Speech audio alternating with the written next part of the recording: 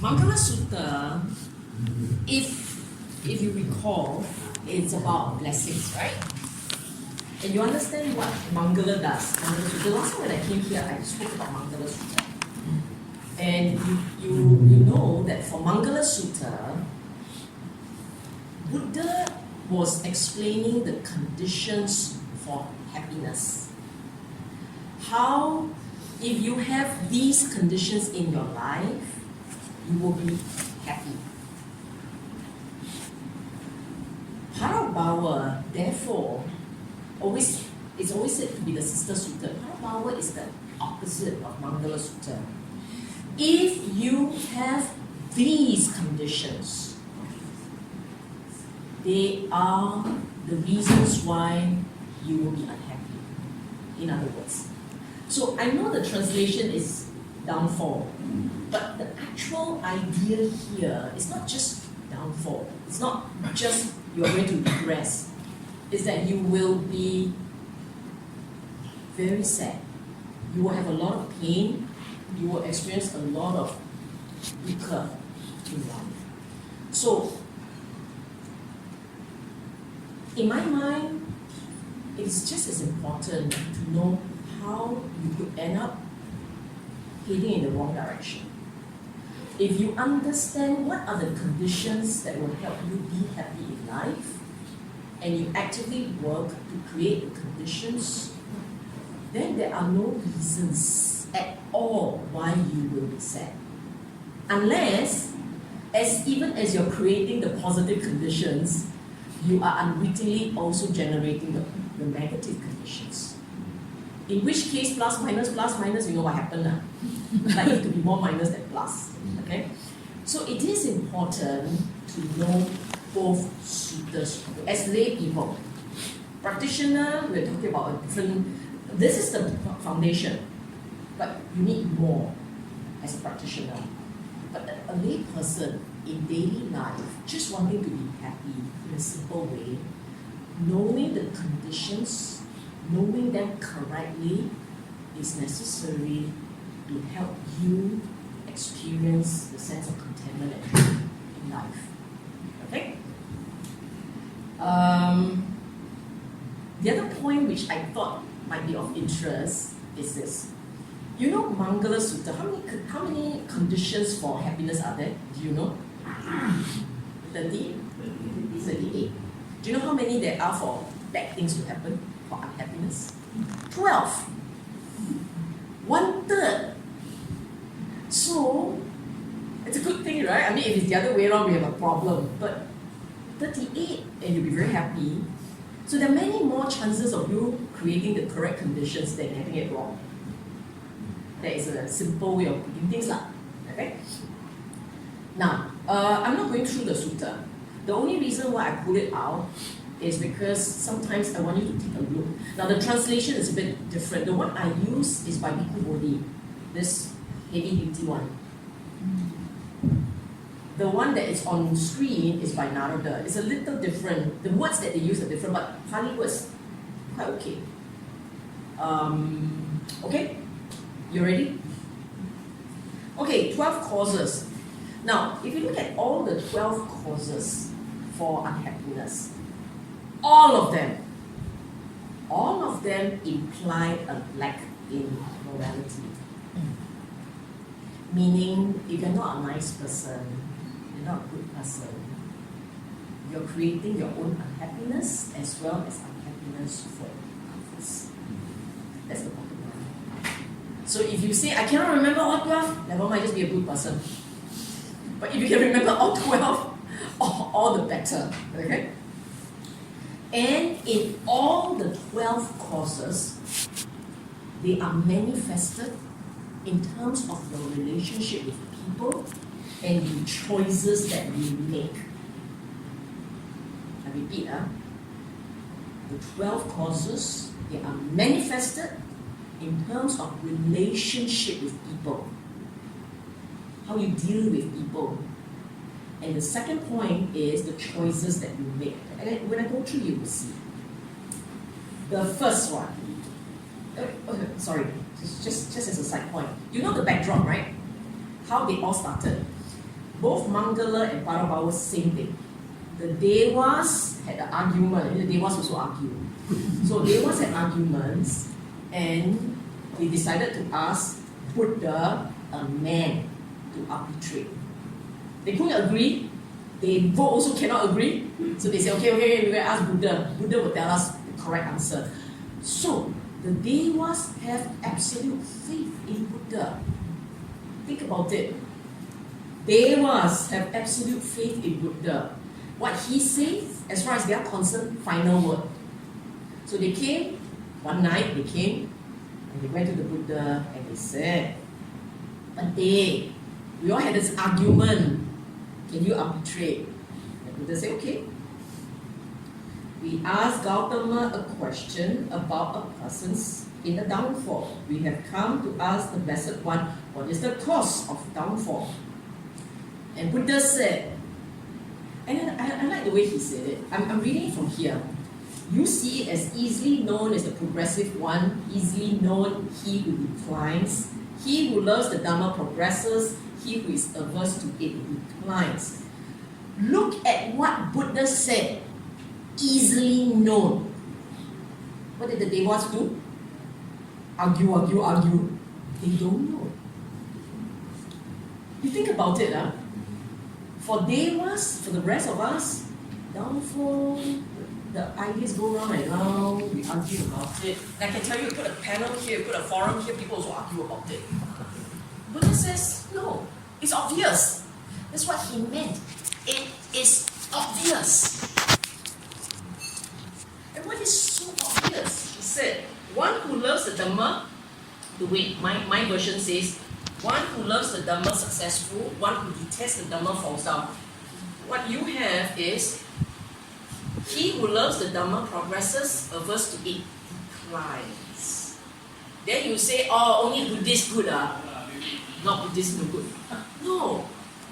The Dhamma used in this context is about righteousness, goodness. One who accepts, understands, appreciates righteousness, goodness, will be happy. He will improve. In whatever problems that he has, it will be over. He will be okay. That's what it means. If you believe in goodness, if you believe in righteousness, if you believe in spirituality as opposed to believing in materialism, if you put your belief in money, you're not going to be happy.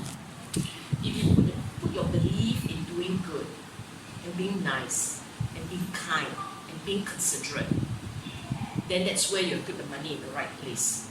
Do you understand what I'm saying? So, on an overarching way, big way, if you don't, as I said, if you don't remember anything, you just remember this part. You must believe in goodness. You know how people can sometimes say like that? You know what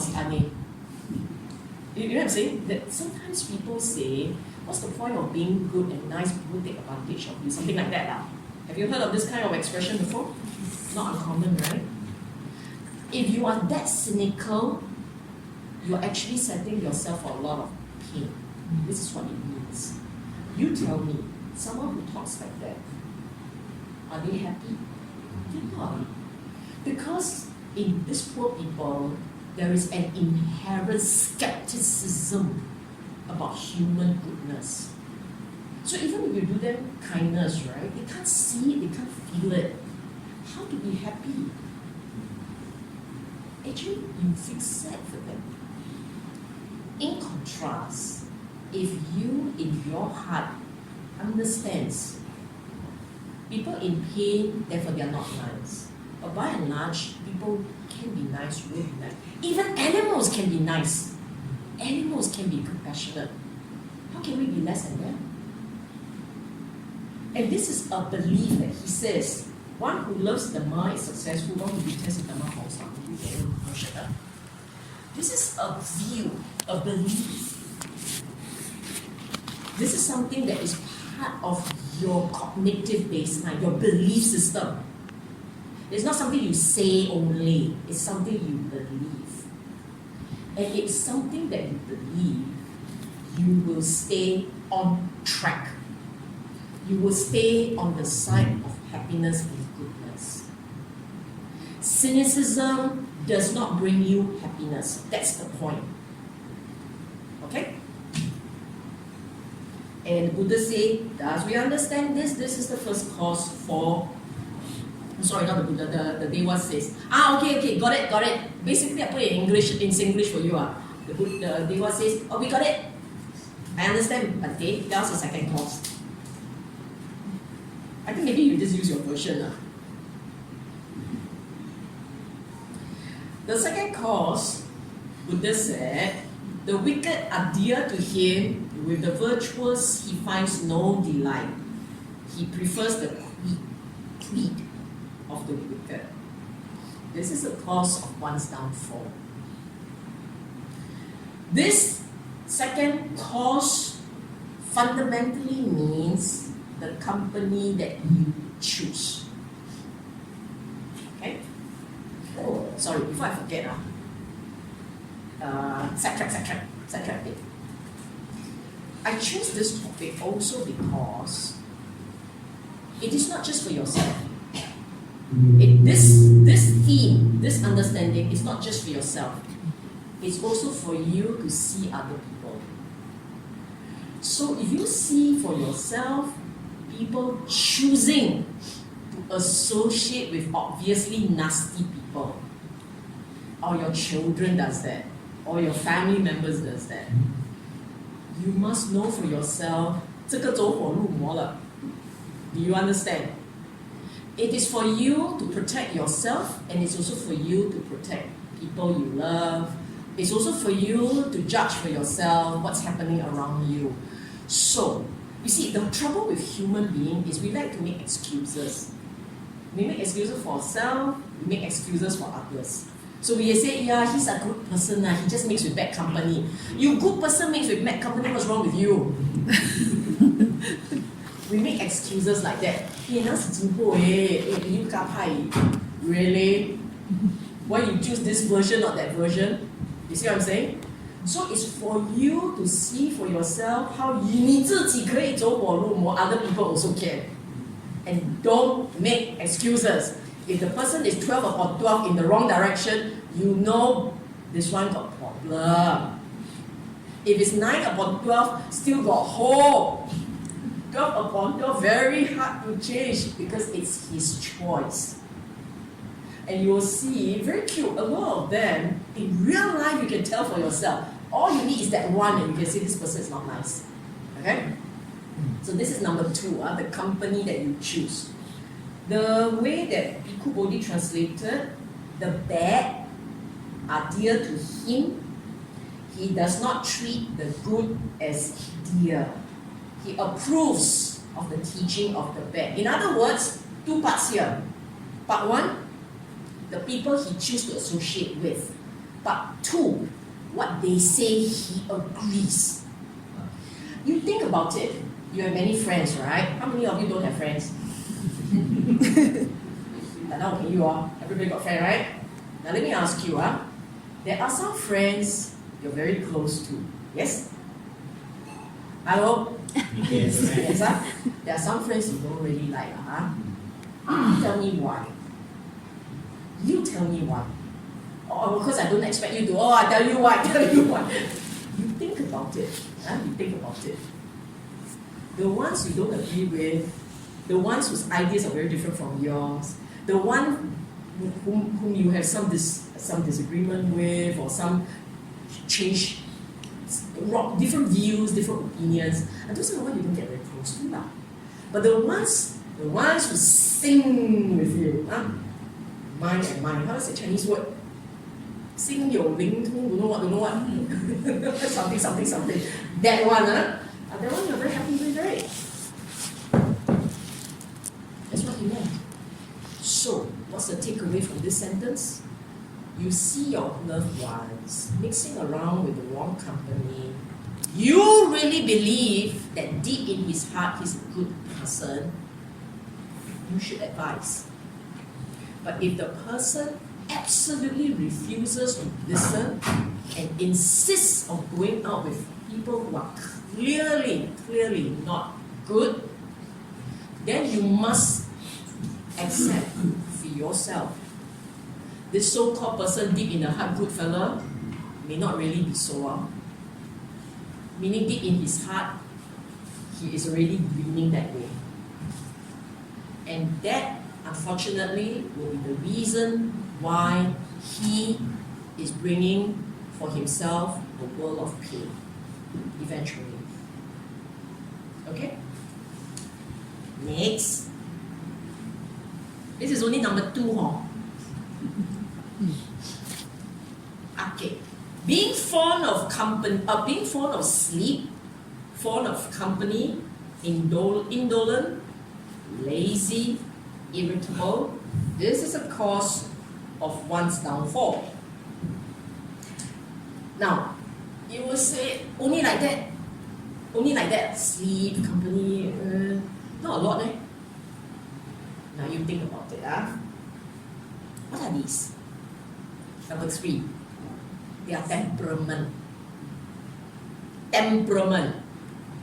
A person's personality. So this particular person, he is what my mother would say, I'm more comfortable with you, Chu. You know what it means, right? You're lazier than the worm.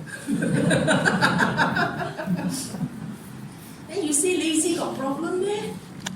You see, in our life, time is limited. You have only this much time. And what limited? Unlike money is not limited. Money you can earn and grow. Time, no matter how you do it, is fixed. And every minute you spend is taken off from your entire lot.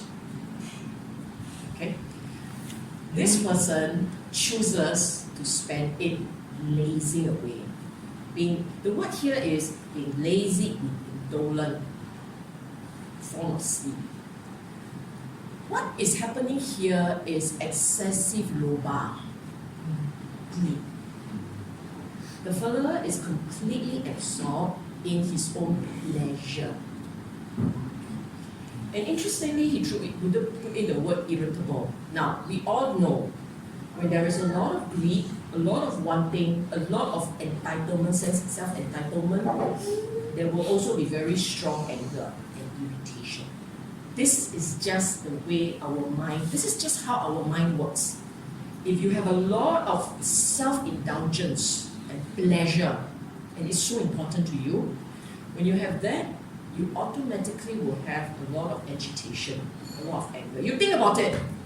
The more you want something, the more you care for something, the more you get agitated if it doesn't go your way. Right? Hello, floor. Right? So, by temperament, by habit, by choices, almost to the point of instinct, this person leans towards indulging. And this person does not spare his or her time for another.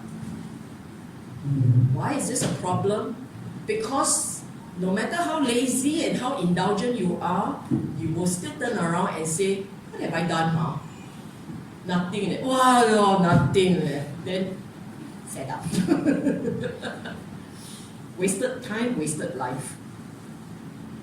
Okay, the next one is very cute. You see, though being well-to-do, not to support father and mother who are old and past their youth. Now, what is this about?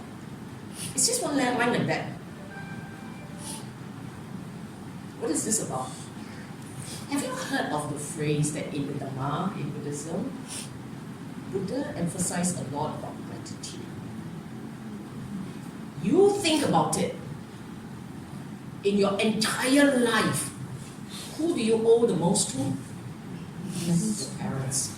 Minimally, they are the reason why you are here in this particular permutation. Okay? And if to the people who gave you life, and at a point in time when you have zero capacity to take care of yourself, they are the reason why you are alive. You are alive and you are alive. And you cannot show gratitude. What does it say about you? Okay? So Buddha basically scraped the bottom of the barrel. He basically will rock bottom and say, okay, because he could have said gratitude to friends, gratitude to siblings, gratitude to heaven, gratitude to... He didn't. He said parents. Basically, he said, if you can't even be grateful to your parents, that's what he meant.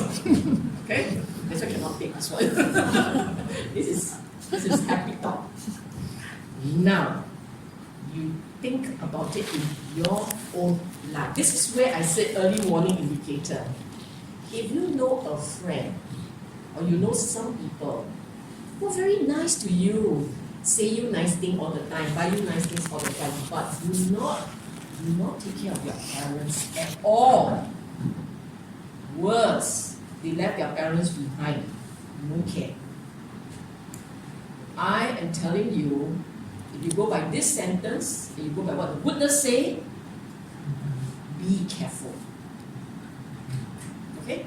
You're going strictly by what the Buddha say.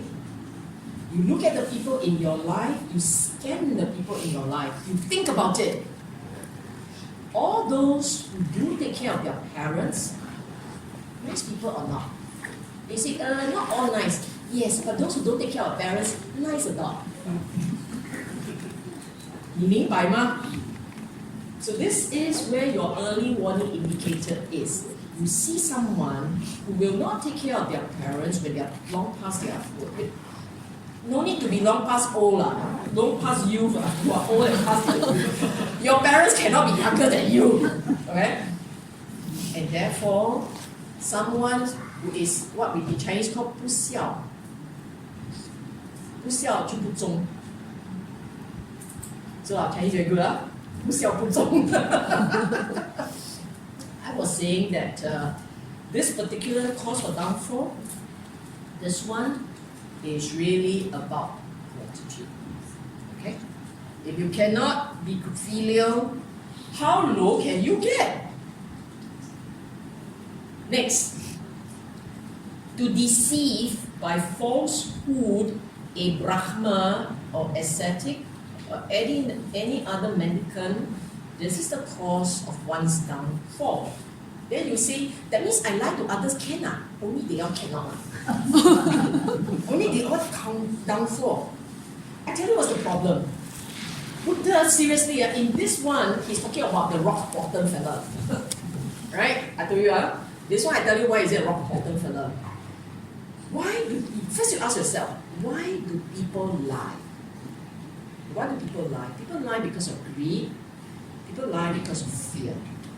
People lie maybe because of anger. I want to cheat you something. I'm very angry with you. I bluff you something like that. So all the akusala thing. Okay? You tell me, how is a monk going to be a threat to you? How is a monk going to fulfill your greed? Why are you angry with the monk? If you put all this into perspective, what does it say? It says you are a compulsive liar. You see human only, you must lie. So even a monk, you must lie too. Actually, what this phrase means is the individual is a compulsive liar. He can't help himself. He lies for the sheer fun of lying. You know that the Buddha had always said to tell falsehood, to lie, will be an obstacle to practice. He's always said that. In fact, he told his son, if you lie even for prank, for a joke, your ascetic practice is down the drain. After all the drama with the pouring of water and all, it basically means it's down the drain.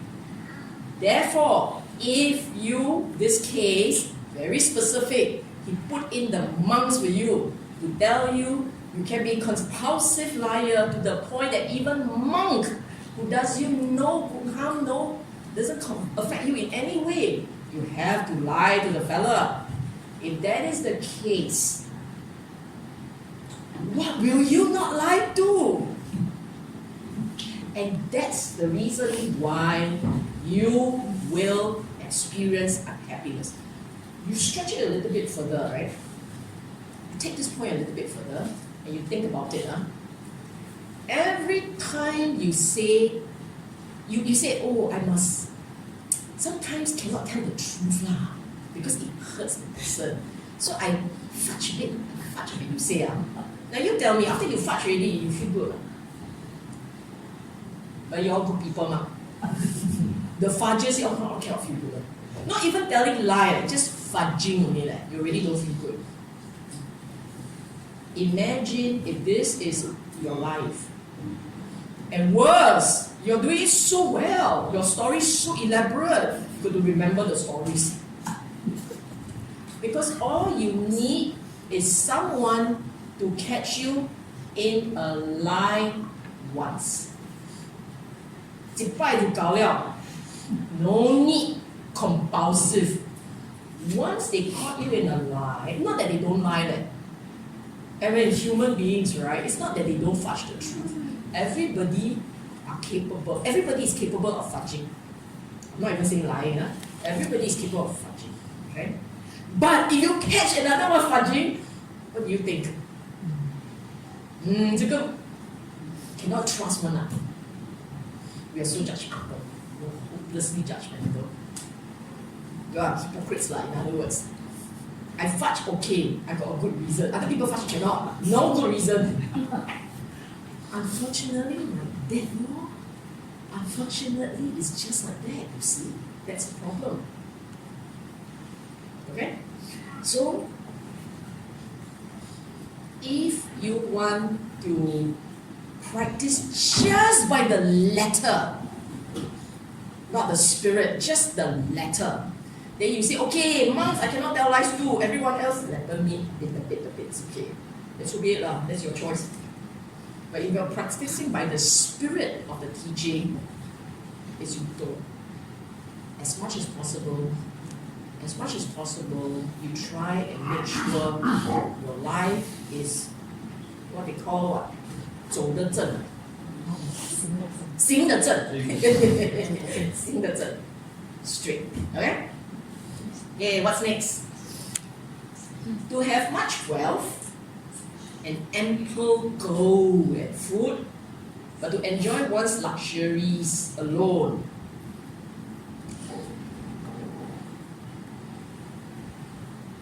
Now, here it says, you remember what I keep saying? Rock bottom. This case is rock bottom because he's rich. He is filthy rich. And still he will not share. He's not saying that you poor, you don't share, I understand. He's saying this guy is filthy rich, but he will not share. Okay? What it means, therefore, is this individual is excessively stingy. Okay? Now, what's the problem with being excessively stingy? I ask you guys, survey, you must raise your hand one, okay? Left hand is okay, right hand is okay. You know somebody in your life, a friend, a family member, he's so stingy. My mother, 讲怪汤. I don't know, everything is about worm. Stingy like a worm. I don't know why, but 讲怪汤. You think you like the fella?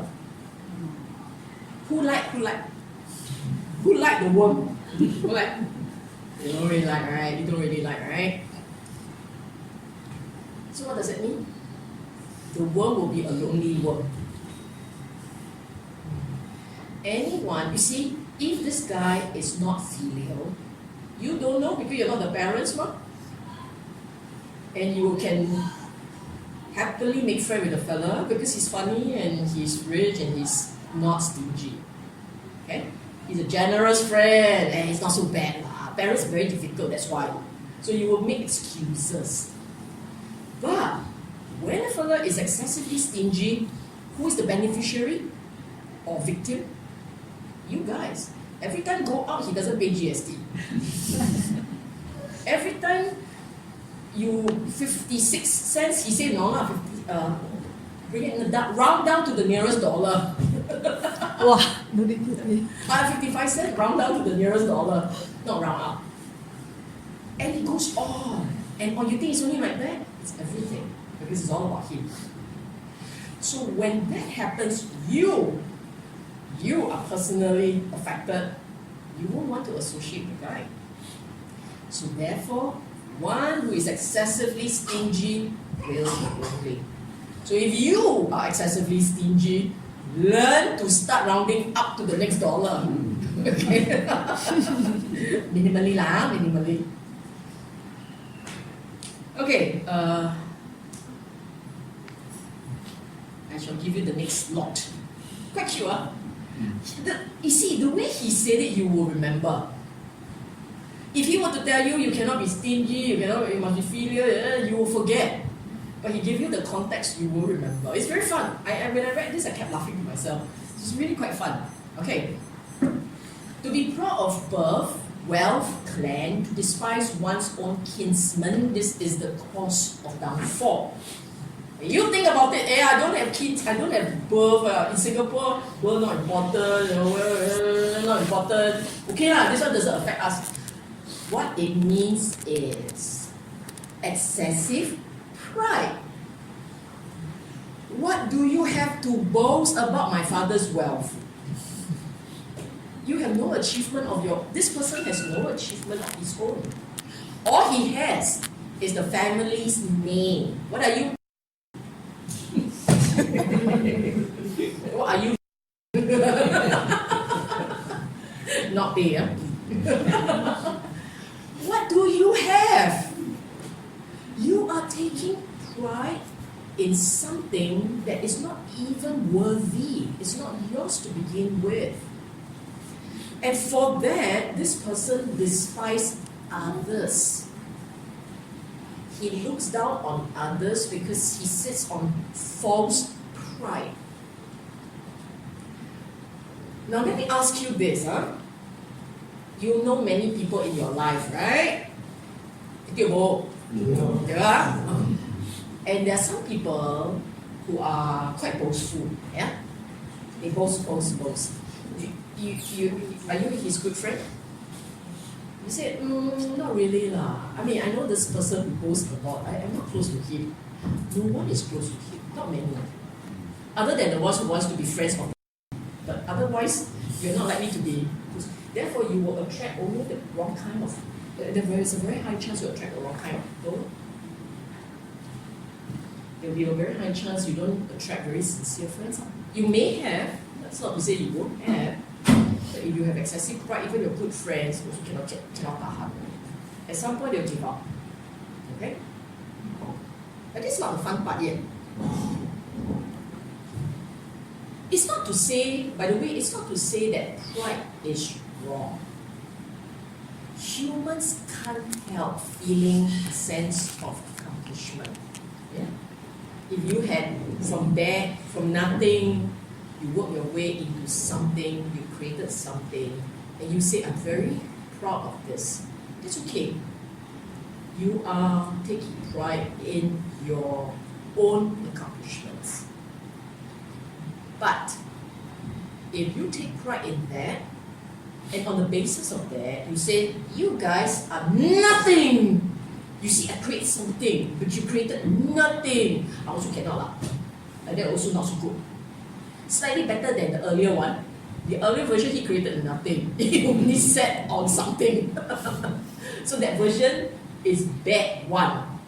Your version, if you have pride and you look down on others because you have pride, then that's version 2 of not good. So what's the best? Well, you can take pride but don't look down on people. That's the point. having a sense of accomplishment and feeling that you have made something, it's normal. To turn that into negative and look down on another, that's not good. Okay? And then some people will say, well, you're not teaching me something I don't know. Yes, but you can still choose friends based on the wrong criteria. You can still make friends with the fellow who has excessive pride. You can still make friends and you can still have friends who are excessively stingy or excessively unfilial. You will make excuses for your friends or make excuses for your loved ones. And I'm telling you, the Buddha saying, look at it for yourself. Don't make excuses. See things as they are. And know for yourself the problems. Okay, next one. The next two are very cute. To be a rake, a drunkard, a gambler, to squander all one earns. Actually, this one, society usually judge failures. Society, as a community, unfortunately, we do have a way of saying, this guy, he's a gambler, not nice. Or this guy is a womanizer, not nice. Or this guy is a drunkard, not nice. You know something? So this part I don't have to talk about. You know that you have these problems, you're in for a lot of pain. Okay? So I'm not going to talk a lot about this. I'll go on to the next one. Not to be contented with one's wife, to be seen with harlots and the wives of others. This is a cause of one's downfall. I will take this along with the next one. Being past one's youth, to take a young wife, to be unable to sleep for jealousy of her, this is a cause of one's downfall. These two I will take together. They are about excessive lust. The mind of this man. Now, why? Then you say, woman, Buddha's time, women don't go around and hunt for men. This is Buddha's time. Buddha cannot say something which the society cannot recognize. The women are all kept under lock and key, they don't come out and mingle. Okay? But in our time, same thing. You're not satisfied with your own husband, you go around and sleep with other people's husband. Or you are, what is it called? Cougar, is it? Is that cougar? Cougar, right? An old woman marrying a young man. Cougar, right? Yeah. Yeah, quite eating you're not eating it's called cougar, right? Yeah, you see all the young people nodding their head. I teach you the word cougar. It means a woman, an older woman, going after a young man. So the winter-spring marriage in the other way around. Woman is winter, man is spring. Okay. A boy is spring. But the idea here is this. See, these are all choices. You can choose to exercise restraint, or you can choose to just indulge mindlessly. This is choices that people make. And here, you're talking about individual who chose to give in to their lust. Extreme cases. These are really extreme cases. How many people you know, marriage is very diametrical, extreme. I mean, that kind of extreme. A bit closer. It's quite extreme. Basically, you were a father and she's just born, something like that. So you think of it this way, it's a bit, the mind. Was the Buddha being judgmental? No. The Buddha was making the point that human beings can get very excessive. Very excessive. So much so that they don't respect nature's law anymore. What do I mean by nature's law? You see, if you go around and you sleep around, when you go around and you sleep around, to put it in very scientific terms, you are depriving the genes pool. Because all you're doing is lust. It's no reproduction, no nothing. It's just your lust. In the same way, you are so old, you marry someone so young, you're doing something, you're going to mess up the genes pool also. That's nature's law of sort. Now, I think the bottom line here is for yourself, learn to contain. Control yourself. Actually, why am I even talking to this group this I doubt very much any of you is into this problem. The next two actually has, in my view, more relevance. To place in authority a person given to drink and squandering, or a man of a like behavior, this is a cause for downfall. In other words, you are a poor judge of character. You can't tell, you can't see, and you're not judging. Here the Buddha is making it very easy for you. The person squanders, he drinks, he spends money loosely. These are behavior you can see. You see already, you still trust. What is wrong with you? You see what I'm saying? What is wrong is you have set aside your critical judgment. You have made excuses. That's what's wrong. You say the fella drinks, the fella womanizes, the fella is a gambler, the fella is this, that, and other, and you trust. What does that say about you? Maju tak stem. Isn't it? Okay? And then the last one says, okay, again you must understand, in Buddha's time, to become somebody, you have to have means. This is why he said it like this: to be of noble birth, with vast ambition and slender means, and to crave for kinship. Now, in our time and age, you take out the first part. Because in Singapore, no nobility ma, right? I mean, by law, no nobility ma. So you take out the first part. Vast ambition, slender means. What does it mean? It means in Chinese, 你不自量力. You don't know your own capacity. You overestimate yourself. You are overly ambitious. You are unrealistic. Why is this a cause for your own unhappiness? When you are so unrealistic, you are not doing according to, you are not weighing the capabilities. Then you will bite more than you can handle. Would you have sleepless? Would you be suffering from sleepless night? You worry. You expand beyond your capability. Where are you going to find the resources? How are you going to find the people to help? And your brain gets stuck in a worrying mode.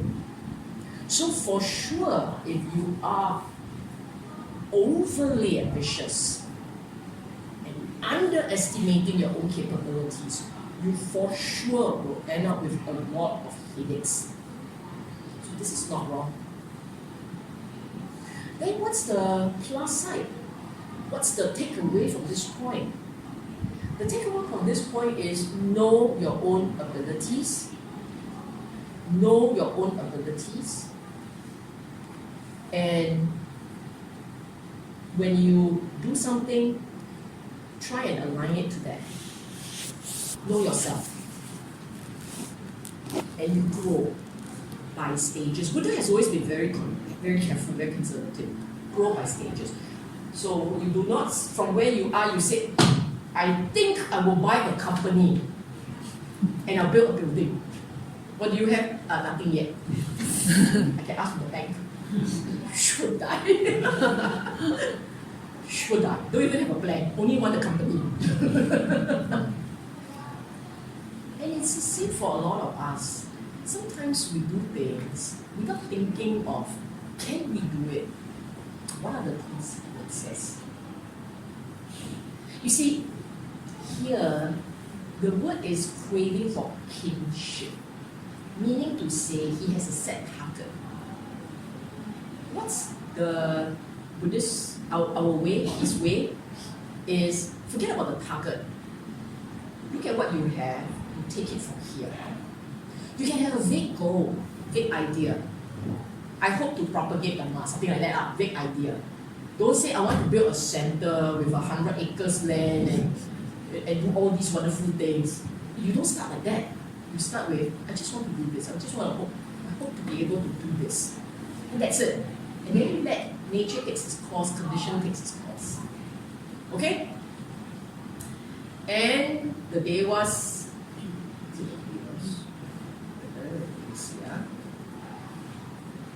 I lost track of my own thing. Buddha said, having examined these cases of downfall in the world, a wise person, noble, endowed with vision, passes on to an auspicious world. In other words, if you are able to live happily, you will make a contribution, and when life is over, you will have a happier rebirth. That's the idea. Okay. Short talk. Any question? Yes.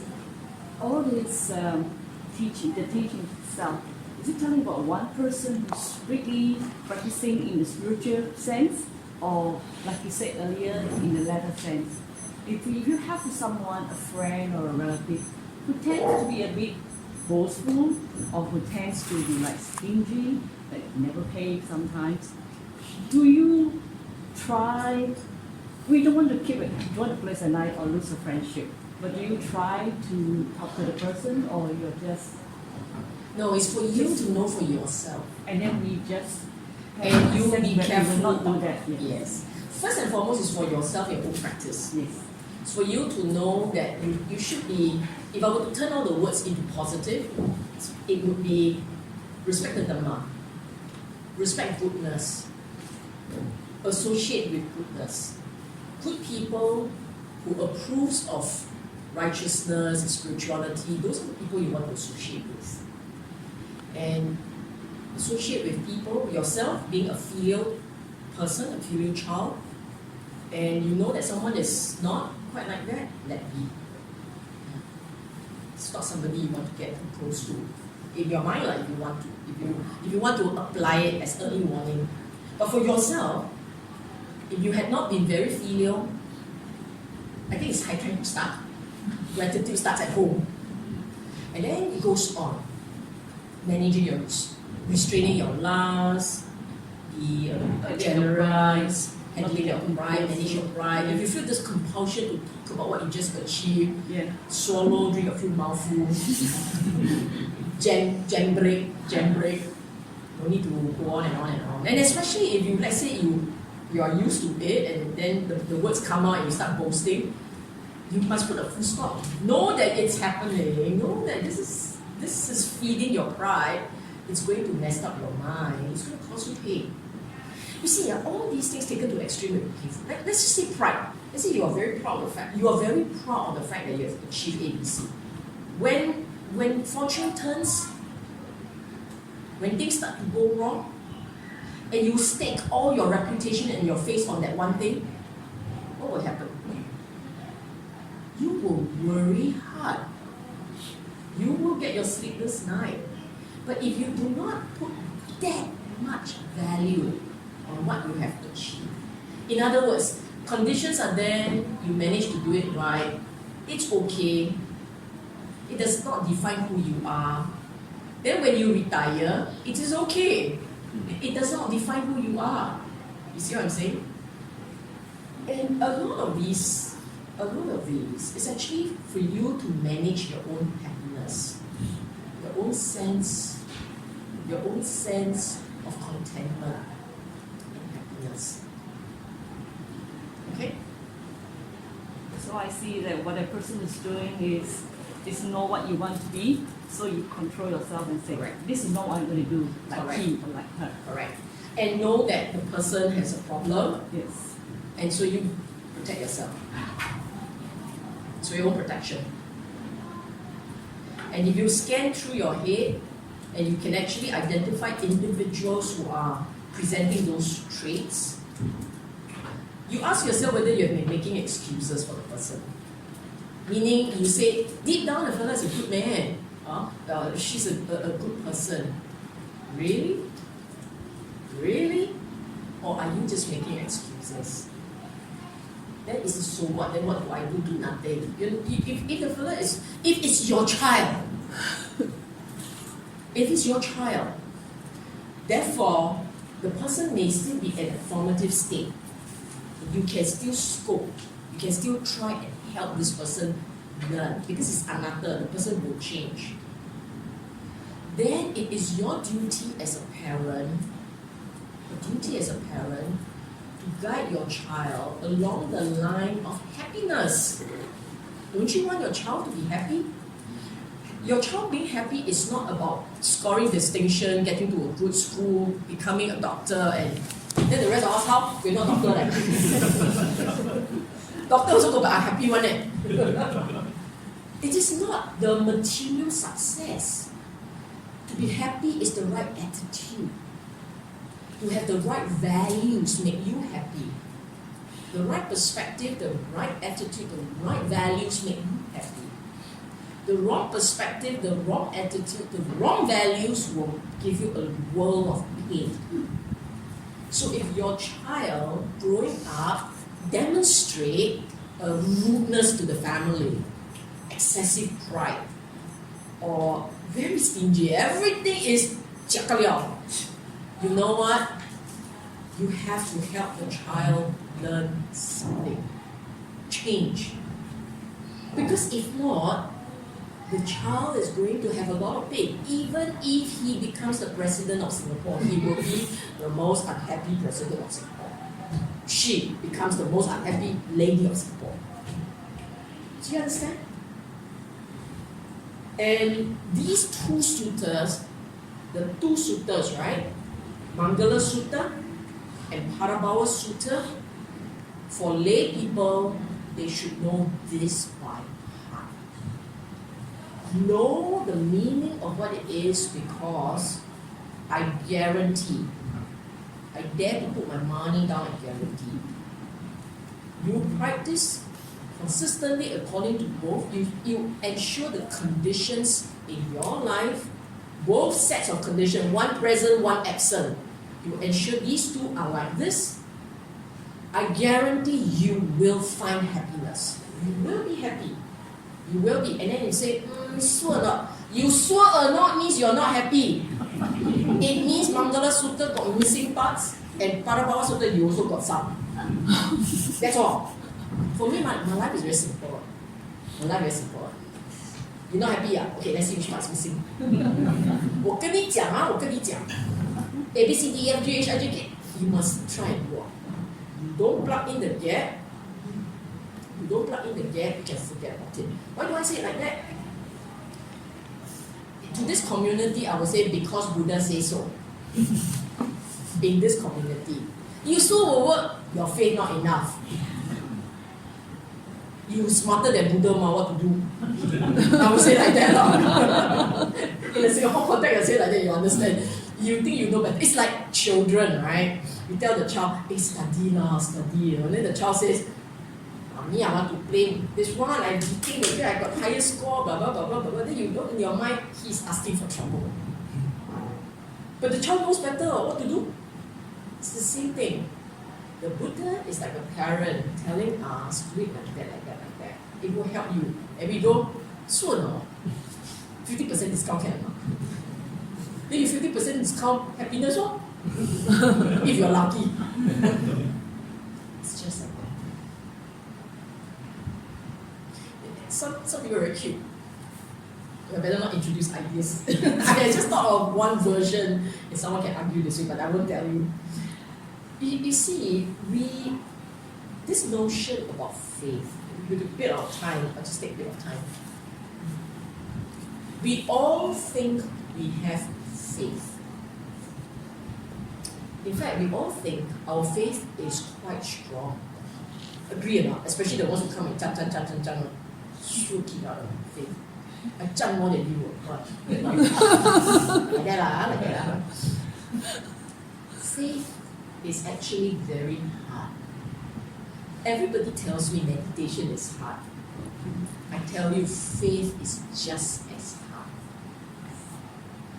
Because faith is about writing over your own beliefs, your own system of belief, and replacing that belief with the Buddha's teaching.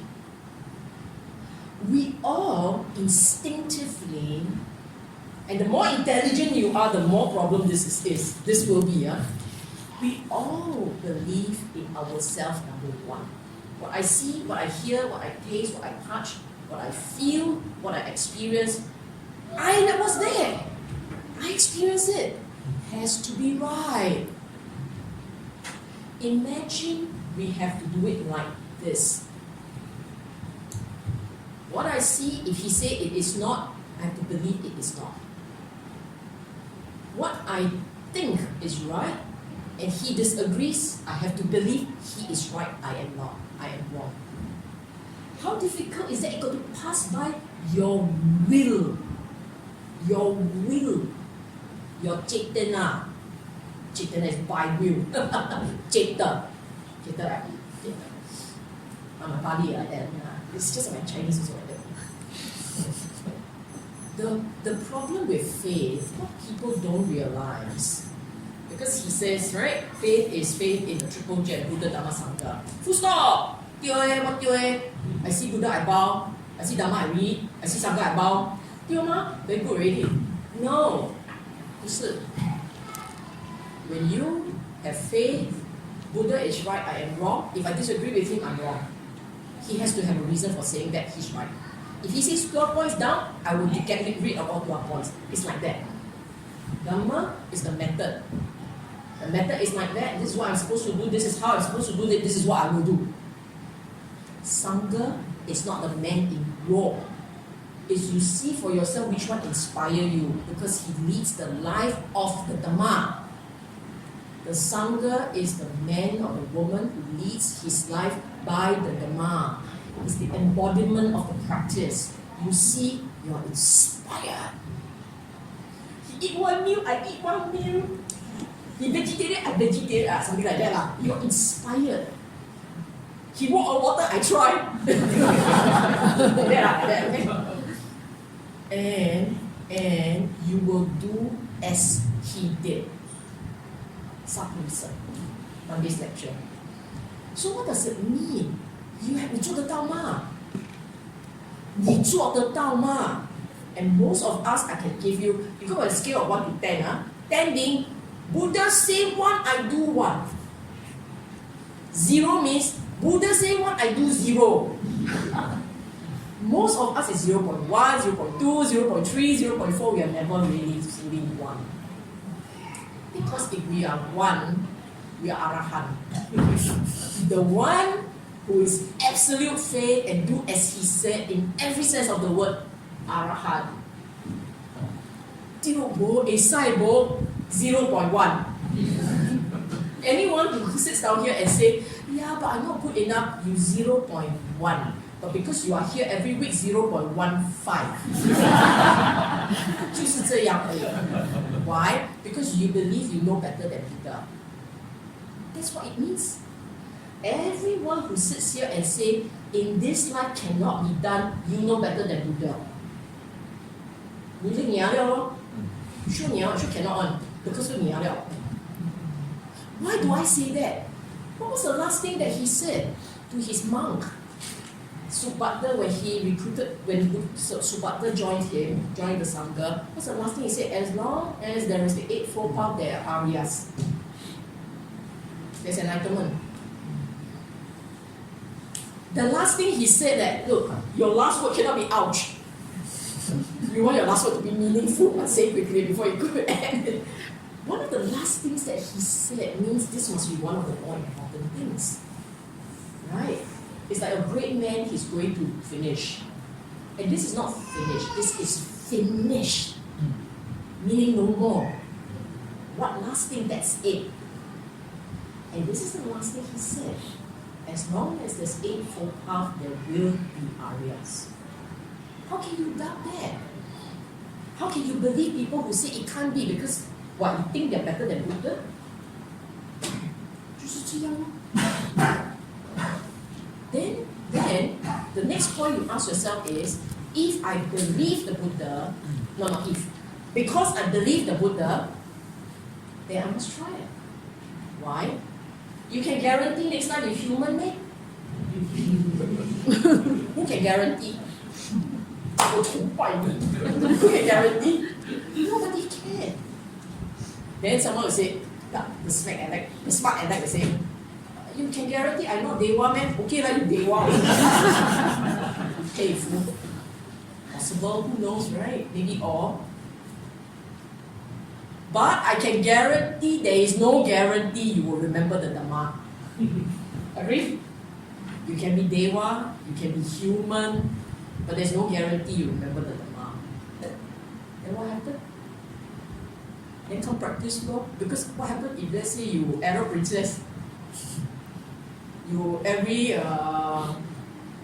some days you have to be witness to.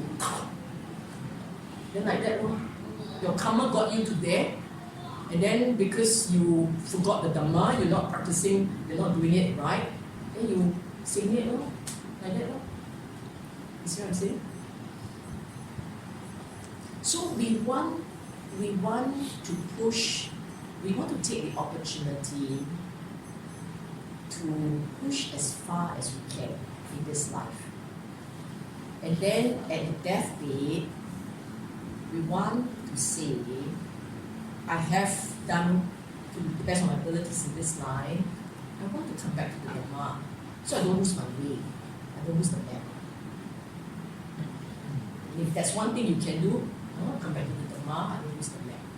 At least I'll be a nice, a good person, and I'll be a happy person. Okay? Sadhu, sadhu, sadhu.